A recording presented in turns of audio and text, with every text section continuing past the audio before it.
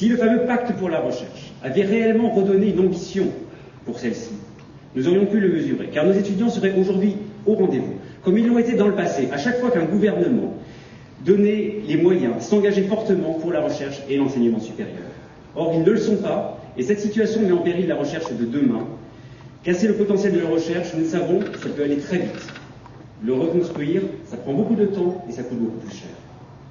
Notre combat pour une politique de recherche à la hauteur de nos ambitions, ce combat qui est porté depuis bientôt 3 ans par Sauvons la recherche et qui s'est notamment incarné dans l'action d'Alain Trottmann, que nous devons remercier pour sa constance et son dévouement.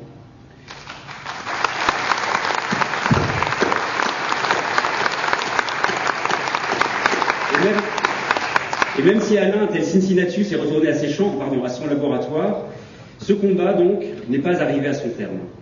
Un journaliste demandait récemment si nous pensions que nous avions gagné ou perdu. Et la réponse, je crois, est la suivante. Nous ne saurons si notre action a abouti que dans 5 ans. Oui, dans 5 ans, c'est-à-dire à l'issue de la prochaine législature. Nous saurons, à ce moment-là, si nous avons convaincu le futur gouvernement de mettre en place une nouvelle politique de recherche, une politique qui saura attirer les jeunes pour fabriquer la recherche de demain.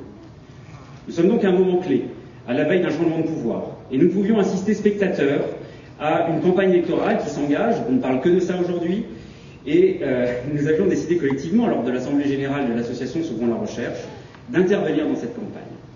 Aujourd'hui commence un premier épisode de cette intervention, ce n'est pas le dernier. Et nous avons la chance de réunir plusieurs des acteurs de cette campagne présidentielle. Et je les remercie au nom de Sauvons la Recherche d'avoir accepté de participer à un exercice exigeant.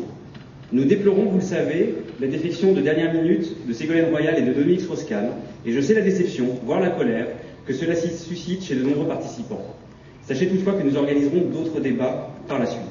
Nous regrettons également l'absence de considération de la part de Nicolas Sarkozy, qui, après de multiples relances, de courriers, de messages électroniques, nous a fait savoir par le secrétariat de son épouse que le couple était pris ce week-end. Vous aurez pu constater que ce n'était pas une garden party qui était organisée, il y a dû y avoir un malentendu dans les courriers.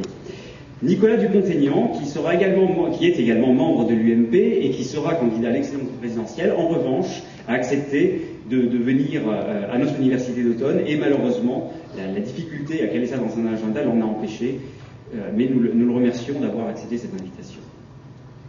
Nous lirons à la fin plusieurs messages, plus précisément Catherine Jandel lira plusieurs messages tout à l'heure qui nous ont été envoyés à ce sujet. Donc l'exercice organisé ce week-end est peut-être assez peu commun. Chaque candidat disposera d'1 heure, pendant laquelle il ou elle nous présentera brièvement son programme en matière de recherche et d'enseignement supérieur et répondra aux questions de la salle.